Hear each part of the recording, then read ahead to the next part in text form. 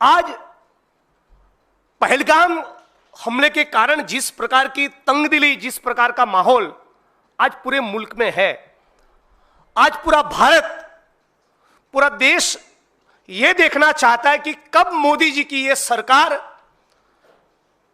आतंकवादियों की गिरफ्तारी करे। पहलगाम की वारदात के लिए जो भी आतंकवादी रिस्पॉन्सिबल थे, है, उनकी गिरफ्तारी कब होगी, कब उनको पकड़ा जाएगा? वो पाकिस्तान वापस चले गए या हिंदुस्तान की सरजमी पर है, कहां पर है? इस बात का मोदी की सरकार के पास, भाजपा वालों के पास कोई जवाब नहीं है। इनको गिरफ्तार करने के बजाय इस मुद्दे पर सवाल उठाने वाले गुजरात के लीडिंग न्यूज़पेपर गुजरात समाचार, जिनकी 90 साल की विरासत है, उनके मालिक को, उनके मैनेजिंग एडिटर को टारगेट करना, वो अपने आप में भाजपा सरकार के रवैये के लिए बहुत कुछ कहते हैं।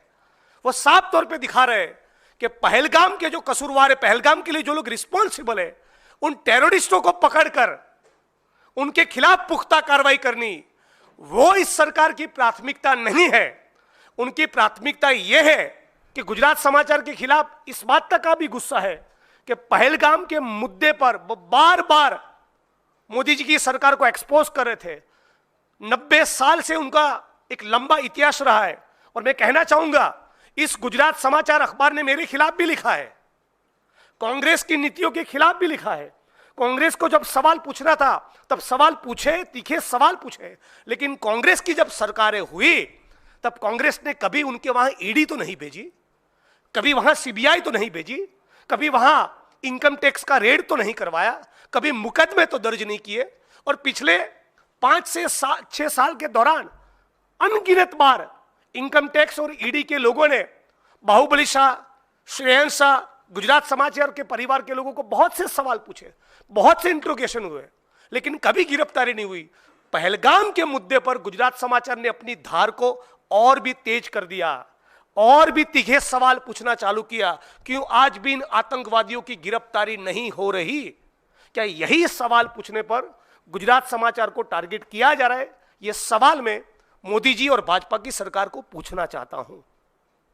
आज गुजरात के अंदर आप किसी को भी पूछिए, 2002 के दंगे हो, फर्जी मुठभेड़ हो, भाजपा के विधायक, सांसद, मंत्रियों के स्कैम्स हो, कॉर्पोरेट हाउसेस को, पूंजीपतियों को, उद्योगपतियों को बड़े बड़े मासिव लैंड पार्सल्स औने पौने दाम पर दे देने की बात हो, गौचरों की लूट हो, जमीन और संसाधन की लूट हो, कैपिटलिस्ट ग्रीड को एंटरटेन करने की बात हो, इन सभी सवालों को गुजरात समाचार ने बड़ी शिद्दत से उठाया है, सालों साल उठाया है, दशकों से उठाया है।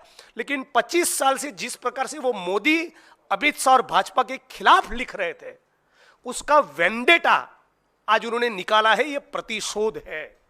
ये मोदी जी, अमित शाह, गुजरात की भाजपा और भाजपा सरकार की ये प्रतिशोध की नीति है, जिनके कारण 73 साल के बीमार, जिनको मल्टीपल, एक से ज्यादा बीमारियां हैं, जिनकी तबीयत, जिनका स्वास्थ्य ठीक नहीं, उन बाहुबली शाह की गिरफ्तारी हुई। आज से 20-22 दिन पहले उनके परिवार की मोहतरमा स्मृति शाह, उनकी मृत्यु हुई, उनका निधन हुआ। उन दौरान भी ईडी उनको लगातार नोटिस देती रही, उन दौरान भी इनकम टैक्स के लोग उनको परेशान करते रहे। अभी हाल में जो गिरफ्तारी, उसके दौरान 35-40 घंटों तक लगातार उनकी पूछताछ की है। तो हमारा सवाल सीधा यह है कि क्या इस प्रकार से मोदी की सरकार बार बार, जितने भी आंदोलनकारी है, जितने भी लिखने वाले, लड़ने वाले, सवाल पूछने वाले आंदोलनकारी है, विपक्ष के नेता है, मीडिया के लोग हो, उनको क्या टारगेट करती ही रहेगी? यही उनकी मंशा बनी रहेगी? या इस देश की जनता के सामने मोदी सरकार बताएगी कि वह आतंकवादी कहां पर है? क्यों उनकी गिरफ्तारी नहीं हो रही? क्या मोदी की सरकार, भाजपा की सरकार पार्लियामेंट का स्पेशल सेशन बुलाकर दूध का दूध और पानी का पानी करना चाहेगी? क्या बताना चाहेगी कि पुलवामा क्यों हुआ? मोदी और अमित शाह के रहते हुए पुलवामा क्यों हुआ? यह सवाल गुजरात समाचार पूछ रहा था। यदि मैं गलत नहीं तो पुलवामा के वक्त गुजरात समाचार का एक हेडलाइन था, 56 इंच की कायरता। इस हेडलाइन से मोदी जी को, अमित शाह को और भाजपा को बड़ी तकलीफ हुई थी।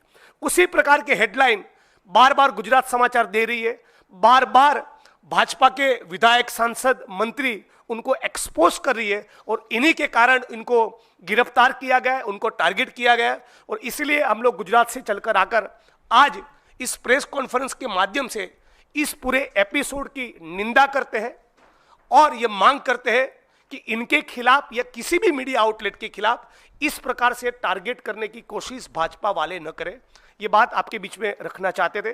बाकी के कुछ मुद्दों पर सेवा दल के हमारे साथी राष्ट्रीय अध्यक्ष लालजी भाई देसाई बात करेंगे, वो भी गुजरात के कुछ पहलू पर बताएंगे।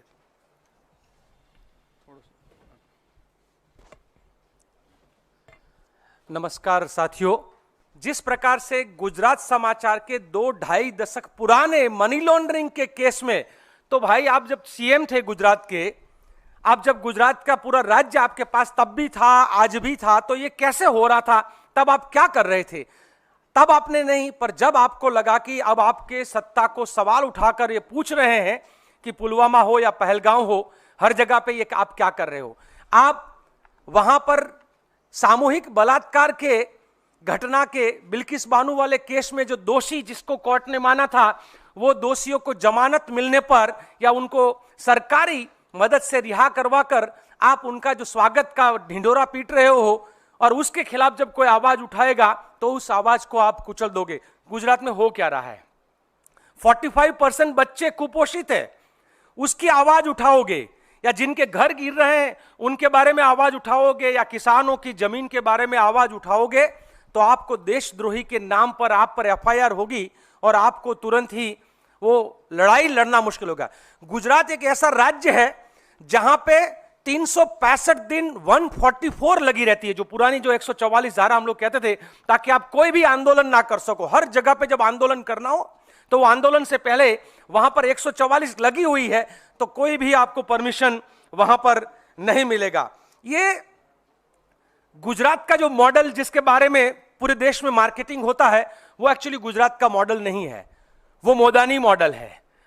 मोदी, अडानी और अंबानी जब मिलकर लूटते हैं तो उसको हम मोदानी मॉडल कहते हैं। और वो मोदानी मॉडल है क्या कि भाई मुंबई का एयरपोर्ट चाहिए तो पहले ईडी का, सीबीआई का, आईटी का, आपके जो साथी संस्थान जिनको आपने अपने पालतू प्रकार के बना दिए हैं, पहले उनको भेजो, दबाव डालेंगे, वो दबाव में आएंगे, वो एयरपोर्ट उनके मित्र का हो जाएगा, वो पोर्ट उनके मित्र का हो जाएगा। गुजरात में कहीं जमीन हथियाना है, वो जामनगर जिले में या कच्छ में, तो बाकी लोगों को दबाओ, कुचलो अपने आप।